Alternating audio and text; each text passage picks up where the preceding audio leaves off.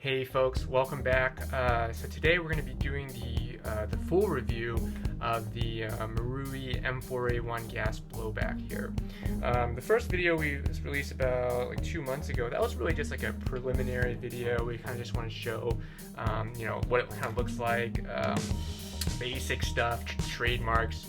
Not a whole lot of functionalities. I really haven't had it for that long.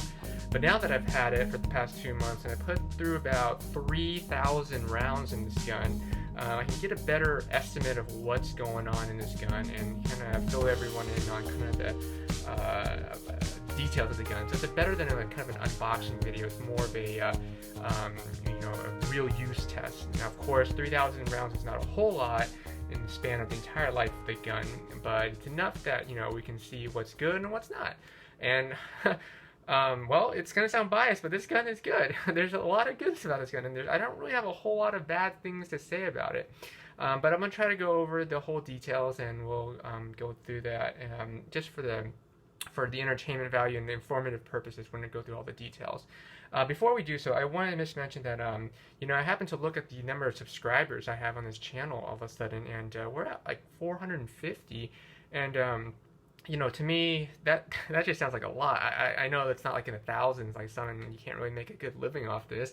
But for something like that's a hobby, I really appreciate all the subscribers that are there. It just makes me happy that I can have like a little kind of a hobby, but that there are actually some folks who are actually interested in kind of getting the videos that I make. And so I'm glad that I'm cranking out some videos that are of some interest to some folks out there.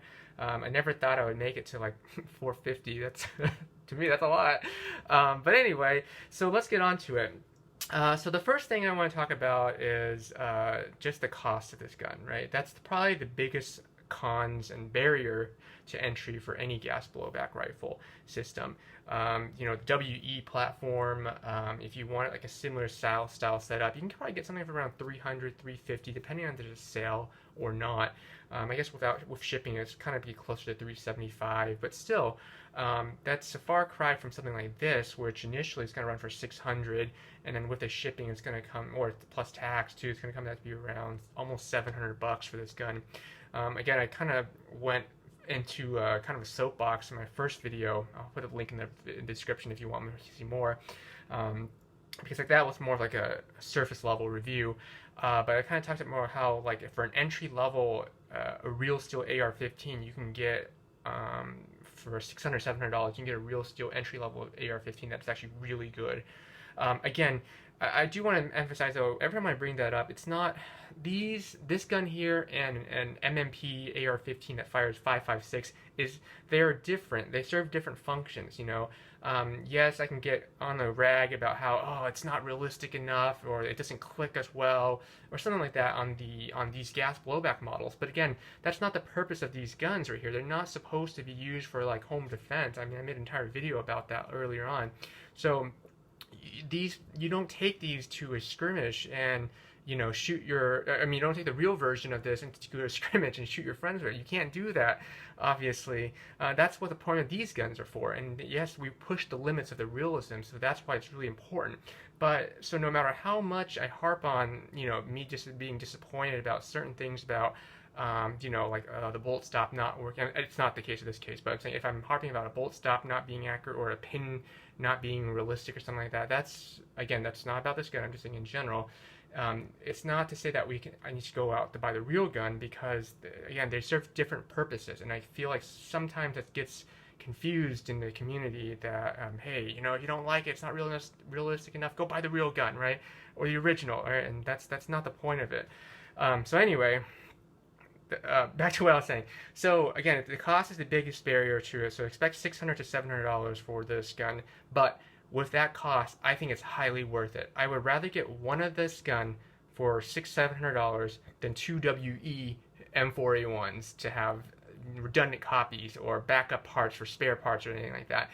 This gun is just way better. And speaking for someone who has the WE XM177, so it's a similar CAR-15, AR-15 platform. They use similar models, and I can tell you that I am just really impressed with this model here. It is well worth the cost. I understand if you're new to the system, then and you don't know if this is something that's going to be something that you're going to get into, but you kind of want to step your game into the gas blowback rifle series, then I think the WE is probably more appropriate. Especially if you don't know if there's something that's really interested in. But if you know you're really interested in this, the game, you really are interested in gas rifle blowbacks, and you really want a quality piece, I recommend you save your money at that point and get something like this if you could. Because it's worth the cost. All right, so let's get into the externals now. I'll bring up the still photo of the box real quick. It's kind of an obligatory thing. It's not super important, but a lot of folks just, for completeness sake, let's show what the box looks like on the outside. And this is kind of what the box looks like on the inside. Pretty nice markings, but again, I don't really care about the box. It could come in a plain brown cardboard box and I wouldn't care, because it's about what's on the inside. Packaging was good though, that is important. So it was done nicely though, and it shipped here undamaged. Alright, now onto the gun itself. So, starting with, what's considered, metal or aluminum in this case. So again, of course, flash hider, barrel, outer barrel, and inner barrel. You're never going to have a plastic inner barrel. They're always going to be copper or steel or aluminum of some sort, but in this case it's copper. Outer barrel, of course, metal. Front sight post, metal. Sling mount and sling mount device, metal. Of course, the bayonet lug is part of the front sight posts. The retention cap at the front that holds the hand guards. Obviously, the hand guards are going to be polymer. This, of course, is the real steel Car 15 hand guard that I pulled off, that I bought from Brownells. So you can see the gas tube. Obviously, that's metal through the top, and you can kind of see the barrel going through the vents here. The delta ring, or the retaining ring right here, is metal, as well as the castle nut, or the I think it's the castle. No, the castle nut's back here. Sorry, the castle nut is metal, but the delta ring right here is metal as well. Obviously, upper and lower receiver are metal. Nicely done trades right there. Property of U.S. government, M4A1, and those are not unique serial numbers. Every M4A1 that's minted or created with this model will have that same serial number. Hartford Colt Defense, Hartford, Connecticut, USA, and then the safe, semi, and auto marks. You kind of still have the auto, semi, and safe functions. You have the Marui markings right there, and that's usually not supposed to be there, but on the real steel, or the original real steel, but it's still listed there. Of course, the bolt right there. I will say I like this bolt a little bit more. It looks a little bit more realistic compared to the original, and if you were to look at the WE. The WE seems a little bit rectangular when you come down to there, and I'll show that in a little second as a side comparison. But notice how that one looks a little bit more, I guess, circular. Again, of course, the dust cover flap, of course, itself is metal. Hold it down in. Charging handle is metal. Not the front sight, the carrying handle, of course, is plastic, but the rear sight and the knobs, adjustment knobs for elevation and windage, as well as the peep sights in the rear, are also metal. Forward assist is metal. Yes, it is functional, as with any gas blowback. It is functional, although you probably never really need it. Buffer tube is metal, and of course the trigger is metal. And of course, like I mentioned before, mistakenly, the castle nut right here is metal as well. Now the stock, of course, I'm sure y'all remember, this is it kind of sticks out a little bit, because remember, this was originally supposed to be an LE stock like this one right here. But I don't like the looks of this stock, to be honest with you, that much. I mean, it's not bad compared to other ones, but I prefer the old school classic stock, and so I do install it with the, and this is a real steel. When I say real steel, it's for the real steel, but it's made of polymer. So real steel, but it is polymer, just like the real steel. I hope that makes sense. Anyway, and then of course it juts out a little bit, because as you notice, the LE stock is kind of a little slanted right there, right? So that's why it's supposed to fit there. But I don't really like that as much, and so if you set into the first condition right there, then it doesn't cover or doesn't block it. But otherwise, you know, it fits just as nicely as before. And to me, I like the looks better, and I think it's more comfortable in my opinion. This is a little bit edgy, and it kind of digs into your arms a little bit, or your shoulders. But again, it's not a huge deal for most folks, especially if you're wearing like you know, equipment. I don't. So again, I don't use it in some skirmishes or anything like that. Again, if anyone's interested, there's a video on this stock earlier that you can find on my channel.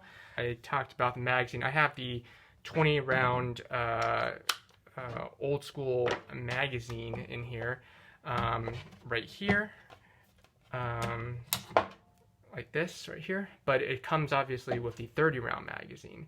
It's interesting because I kind of like running this gun with the 20 round magazine installed. It seems a lot more convenient and more portable. And then when you start shooting it, that's when you need to get into real firefight. That's when you pull out the larger magazine, the 30 rounder.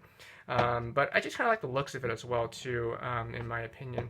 Although interestingly enough, when I had the XM177, where it's supposed to come with the original 30 or the 20 round magazine, I like that one better with the 30 round magazine. But anyway, these are full steel or metal magazines. They're pretty heavy, but very nicely done, and I think they have very great qualities to them. And we can get into that in a little bit, but actually let's talk about it right now. The feed lips on these magazines are the only plastic parts on the gun, but they're not cheaper at all. They are really quality plastic. I load them with these generic speed loaders. You kind of just clamp them. These are like this from like the 6mm shop or something. I don't know. But again, you fill up these to the brim, and then you attach it to the front like so, and then you kind of press down on it to make sure it's nicely snug, and then you kind of just push it down like that. And you're plunging rounds into the magazine, right? And again, I went to about 3,000 rounds so far. And the only thing that's ever broken on me was actually the speed loader itself. I mean, the edge kind of snapped off a little bit, so I had to get another one. I think this is actually the replacement one. The other one still worked, but it kind of broke off. But again, nothing's wrong with these magazines right now. They are kind of expensive, as in general, of all gas blowback magazines, but I think they are really worth it. I really do want to mention, and we'll talk about this later actually, but again, really quality magazines, 20 rounder, 30 rounder. They are real cap, obviously, they don't go beyond that, but there they are. And of course, they don't really have Colt trademarks on the bottom. This is what they look like for the 30 rounder right here, and this is what the 20 rounder right here it looks like. So there you go. Yeah, there we go. Hopefully catch that in the light.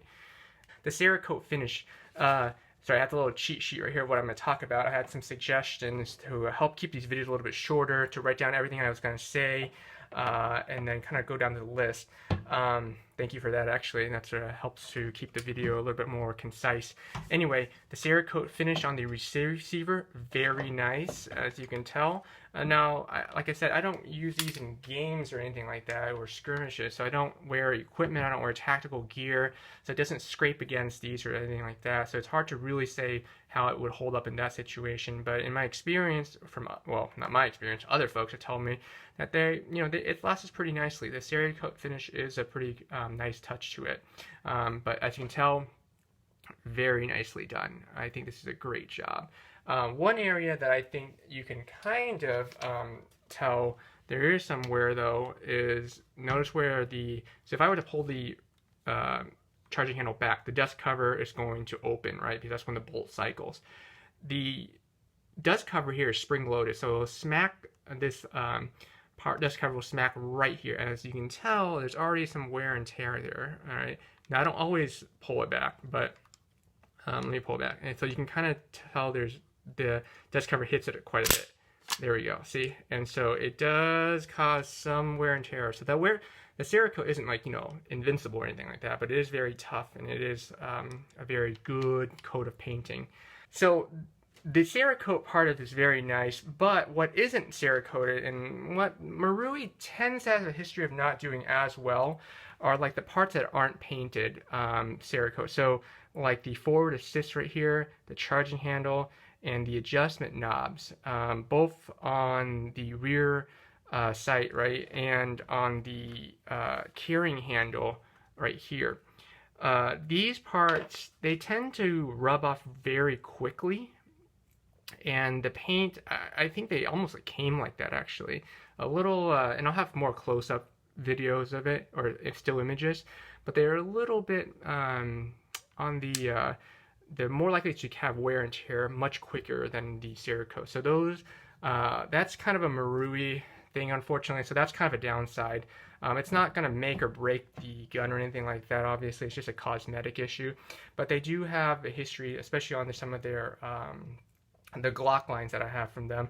They follow the same pattern. That just the paint just isn't as good, and they will kind of wear as you go on with them. But other than that, that's not too bad. The pins right here, they had their own coating, not coating, but their own paint, and it looks like it's holding up okay. No major issues or anything like that to speak of.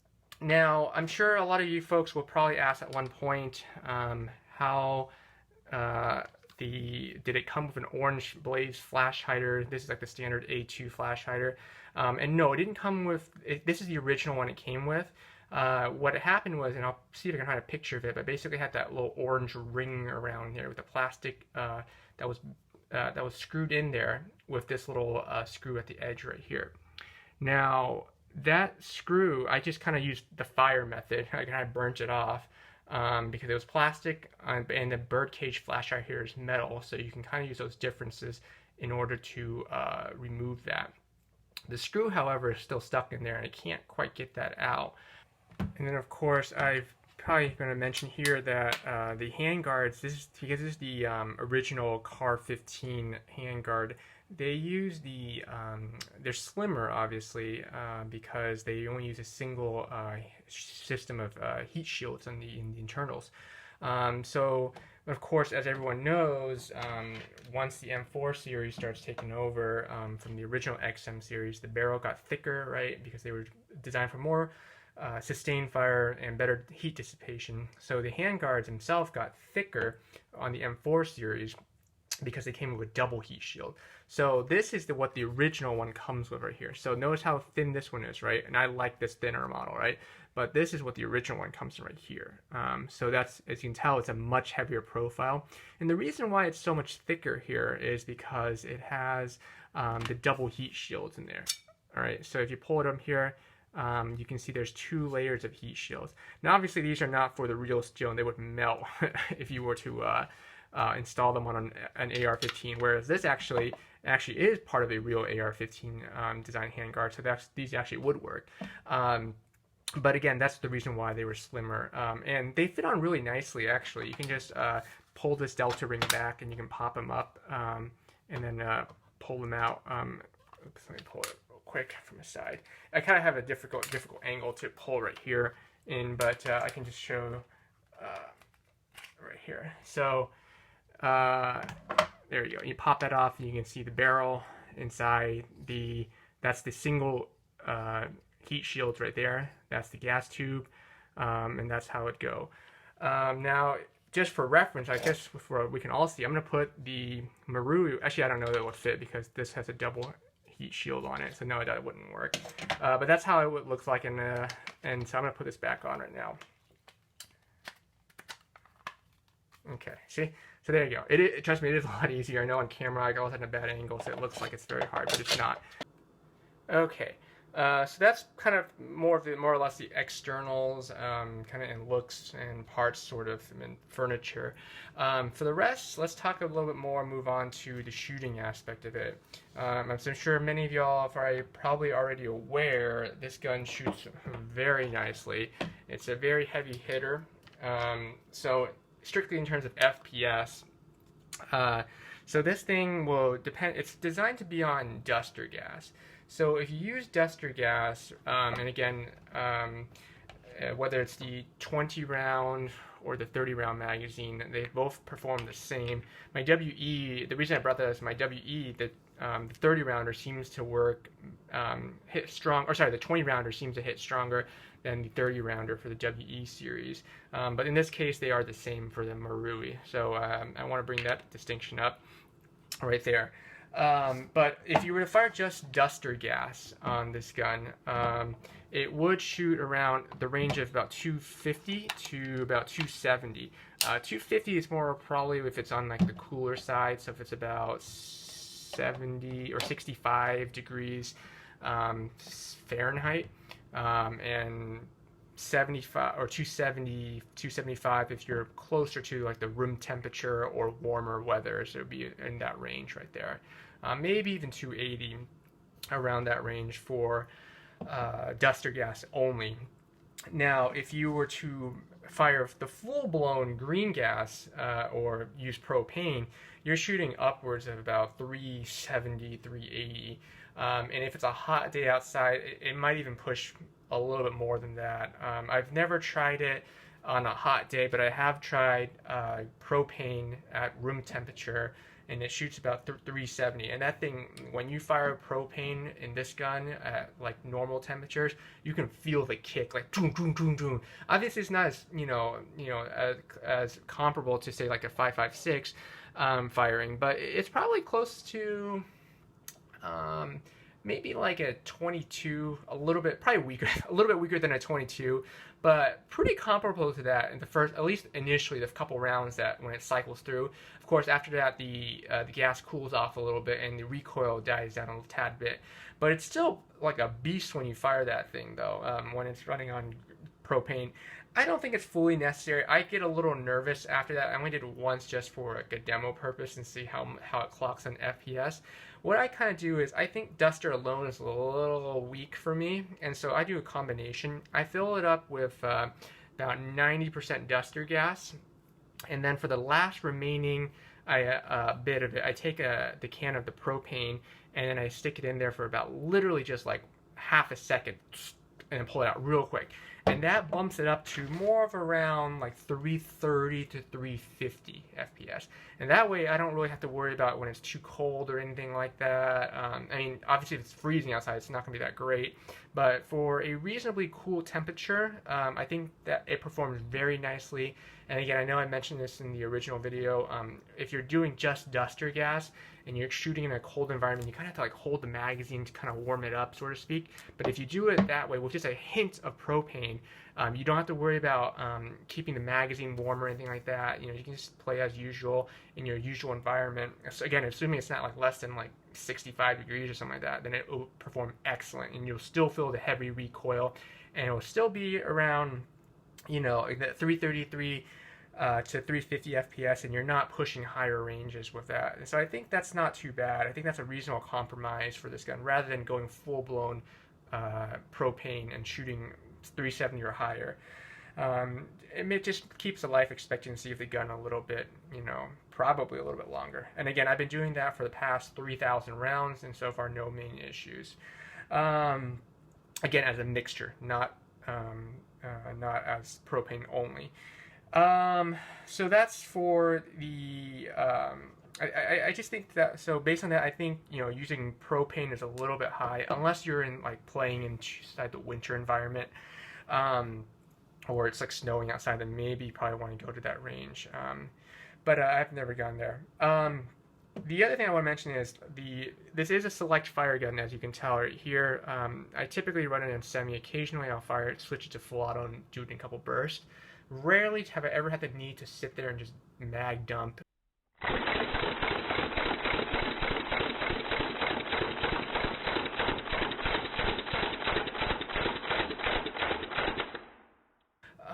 But if you were thinking of doing a mag dump, you could do it on just the duster itself, provided that it's a warm day and you've had a fresh tank of duster gas. Then you could completely cycle through the gun, and you'll be able to lock the bolt back to the rear after 30 rounds are complete, or 20 rounds are complete if you're using this magazine. But again, the conditions have to be kind of right. If you were to do just burst fire, that is no problem whatsoever. You'll guarantee lock you back. The rounds will lock back afterwards. As far as if you were to fire single fire mode, right? If you, I'm sorry, before I get there, if you do burst or full auto, you're probably going to need to refill your magazine after you complete the 20 rounds in this magazine and 30 rounds after this magazine, if you want to continue having that reliable lockback function. because again, obviously everyone knows it's not as gas efficient when you run it that way, and you'll run through it quickly. If you were to switch to semi-fire, which it is on right now, so that's full auto right here. That was full auto, right? You can either do full auto or burst.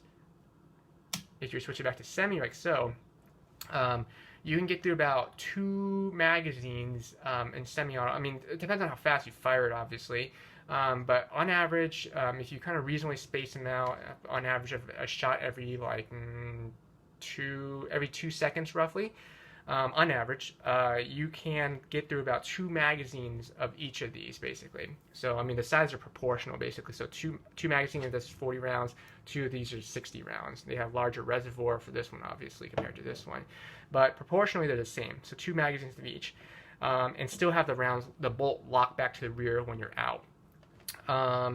But of course, after that, you probably want to refill the magazine because it's after that once you're on the third magazine, it's going to start not being as reliable, or it's probably not going to lock back, and you're going to find yourself running out of gas like halfway through. So that's a little bit about gas efficiency and performance wise. All right, so let's see here. What's next? I do want to talk about, since we are talking about the lockback, the bolt lockback function right now. This gun, I have always been a huge fan of the lockback, the bolt lockback on AR-15s. I just love that, right? But I've never had a blowback rifle where it reliably locked back. This still has rounds in the magazine, but I'm going to pull that out and lock it back manually like so. Having a reliable bolt lockback system, we're using the ZET proprietary system here, is very reliable. I think I've never had an issue except for when I'm dry and gas, basically, not lock this back. The WE system I've had before, I've always had problems with it. When I first got the XM177, it maybe locked back once or twice, and after that it stopped working, and I thought maybe it was a malfunctioning thing, and I've looked it up, and a lot of other folks have had issues with it too. I had to do repairs where you put the extra shims on the side of the bolt stop. I tried extending the stock tube so that it gives you more bolt travel time, in order for there to be more time for the bolt stop to push up and then the bolt to catch that. That still didn't work for me. I tried buying the RA Tech bolt stop, which has basically it pushes the bolt stop higher, and it should theoretically work better, but none of those have really worked for me. It has really panned out, and at this point, to this day, if I fire the XM177 and I want the bolt stop to stop, I have to manually hold down the bolt stop to the rear like this, and then fire the round, or manually cycle the bolt with the charging handle in order to do so. This gun, out of the 3,000 rounds I fired, if I ever to run out of rounds or fire the last round, boom, instantly lock back. Very reliable system, and so I really want to make sure I emphasize that because for those folks who want the full experience of like doing, the AR-15 style reloads, and just really wanting to get into the gas blowback market for that purpose, this is really something you want to think about. And I think that is super important, because with the WE, it's just not as good. Now, granted, it could have been an earlier model, right? And I did get it on sale. It was brand new though, and that was about 4 years ago. So maybe they've changed by now and they've gotten better. And I am talking about the WE XM177, and their M4 models could be different, but for the most part, they kind of use similar parts or at least similar internals for all their systems. The only thing that really changes is really their external parts. So I really don't think that's an issue that's going to be resolved unless they've made some dramatic changes. But it is very reliable, this system, and I want to point that out. Even though the internals of this uses a proprietary ZET system, which almost looks cartoonish if you were to look at the inside. So if we pop this up right now, I can show you what it looks like on the inside. And this is not obviously similar to the original AR-15. If you look at the real steel, there's no, hammer. It just looks it just looks off, right? But don't let that fool you, because this system is super reliable. The bolt's still there. Don't worry, that looks fine to me. But it's just like the little, the trigger housing unit, the hammer and all that just looks a little bit off. But again, it works really well. And even my other WE rifles, like my MP5s, can't get it to lock back. So I think, this is the role for it. The Glocks though, the WE Glocks, they've done a really good job with the bolt lock back. Super reliable too. It's just their rifles don't seem to be as on par. So like this one right here.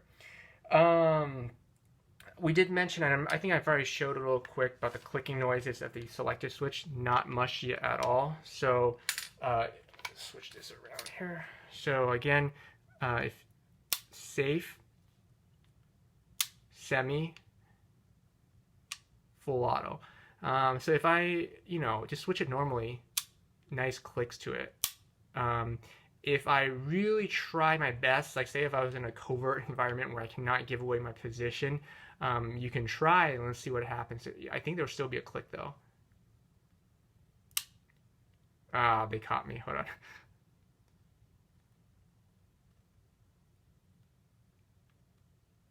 There you go. But the point is, it's very smooth, and I think it's not a mushy selector switch like a lot of other guns. It distinctively clicks into place unless you really try. But other than that, yeah. But for the most part, very, very solid clicking noises, which I think a lot of folks will like. And then, of course, the last thing I want to talk about on here is, of course, the rail mount. I don't usually run scopes. I wanted to get like some of those like EOTech, like hollow sights and like red dots, and boy, were those expensive. So I couldn't really get those, and so I don't really have anything to really test these Picatinny rails on top right here.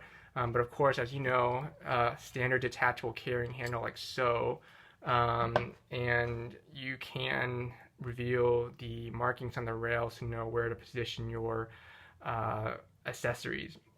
I did want to grab a real steel item such as this flashlight right here. This is supposed to go on the underbarrel of a Glock actually, but since it kind of used the same Picatinny rail system to mount on the bottom of a Glock, I could just mount it here. Just to show you that, it could take real steel accessories, and it probably,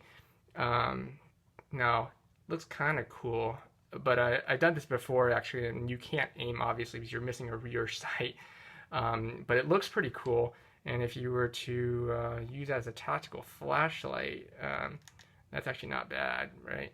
But again, after about like an hour of looking at this, like my shots were going like all over the place, and I couldn't aim. So again, as much as cool as it looks, and you can slide it all the way down if you want to, but I don't want to do it right now. It's just not very practical. Oh boy, I think again, this is an awkward angle. It's not that bad. It's just an awkward angle to do it on camera right now. But one thing I do want to mention though that is a kind of a con for the carrying sight or the carrying handle is that the front carrying handle right here, these two knobs here, this one's, if you tighten it very tightly, they will stick on very well and they won't wobble whatsoever. But the rear carrying handle, after you fire about a couple magazines, the recoil does knock it around a little bit, so that the rear knob does end up getting loose after about a couple magazines, and you just gotta tighten it back up. It's not to the point, obviously there's a lot of travel space before this thing falls off, but just so something from this one stays tight, but the rear one kind of gets loose a little bit. Not a huge thing, but it's something I've noticed with the recoil action on this gun. Overall, like I said, most of these things are positive things. Like I said, I really have very little bad things to say about this, and I think this is by far one of my favorite gas blowbacks now, and it's not just the design of the AR-15 platform that I'm a huge fan of, It's just the functionality of it, the quality of the parts, the ability to use, real steel parts. I mean, that part is also true of some of the the WEs as well too. But the trades, the functionality, the bolt lock, the quality, the magazines. Oh, I forgot to mention one thing since I'm at the magazines. A lot of magazines I mentioned before, whether it's WE or other magazines in general, they tend to have problems where over time eventually they leak, right? And I'm sure that's an issue for a lot of them, and you kind of have to either replace the O-rings from your cells or use silicone oil to spray them to make them swell up again. I've had my Marui Block 26, my G19, and now this, and none of them have ever had any issues with leaking magazines. And I don't really know why. Maybe it's just a better quality or something like that.